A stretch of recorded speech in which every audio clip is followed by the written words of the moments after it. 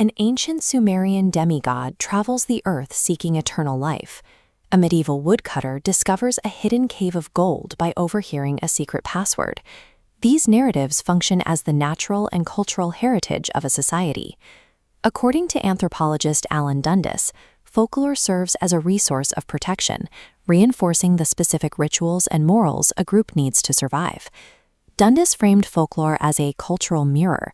It is a tool used to exercise social control, a pedagogical device to educate the next generation, and an outlet for suppressed anxieties. Iraqi heritage contains two of the most durable datasets for testing this theory: the medieval collection containing Ali Baba and the 40 Thieves, and the 3,700-year-old epic of Gilgamesh.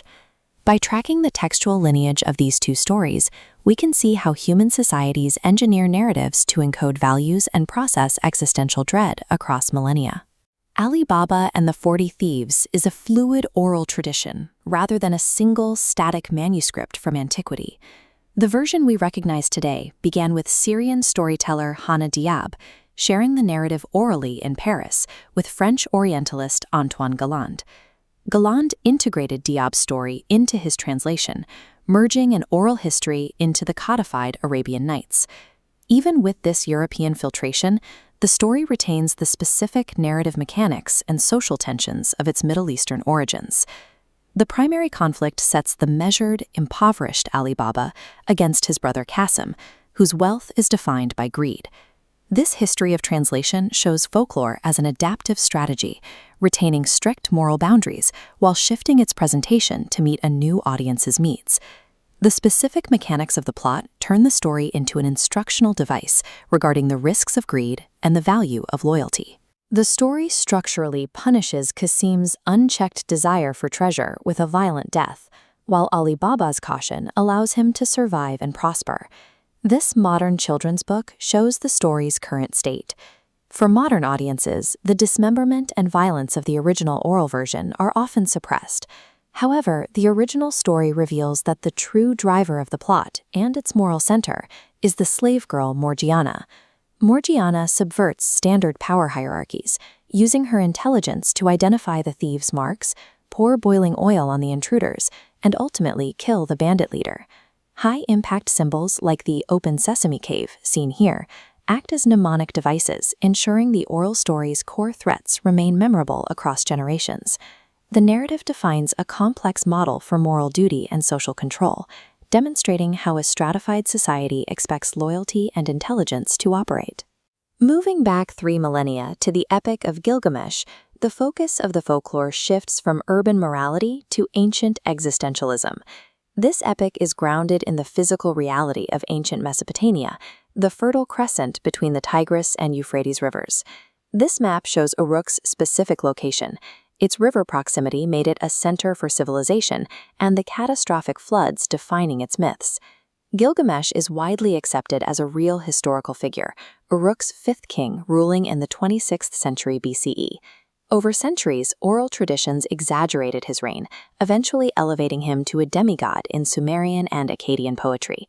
Rooting a myth in an actual historical king allows a civilization to validate its own lineage and project power over an unpredictable natural world. The Gilgamesh mythos began as scattered Sumerian oral poems before being consolidated into a single epic. Around 1300 BCE, the Babylonian scribe Shin-Leqi-Unini compiled these narratives into the standard 12-tablet version found in ancient libraries. This tablet demonstrates the structured nature of cuneiform writing, used to standardize the cultural memory of Mesopotamia. The narrative centers on the tension between Gilgamesh's civilized urban life and Enkidu, a man created from the untamed wild. The death of Enkidu forces Gilgamesh to confront his own mortality, the ultimate human anxiety. He embarks on a quest to find Utnapishtim, a man who survived a great flood and was granted eternal life by the gods. Modern analysis of this quest relies on artifacts like this damaged tablet. The physical fragility of these records mirrors the themes of the epic itself. Gilgamesh ultimately fails to attain biological immortality.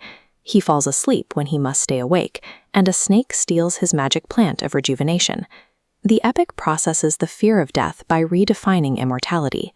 It concludes that a king's true legacy is found in the walls he builds and the story he records on stone.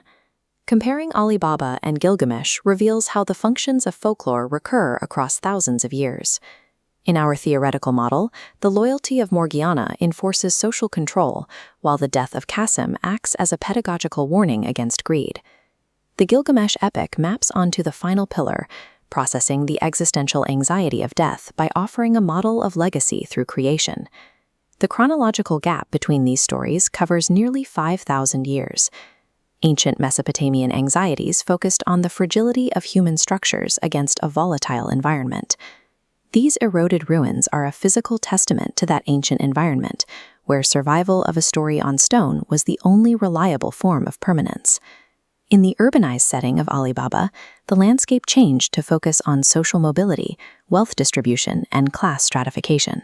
Despite the shift from mud brick cities to medieval markets, the underlying systemic function of the folklore remains the same.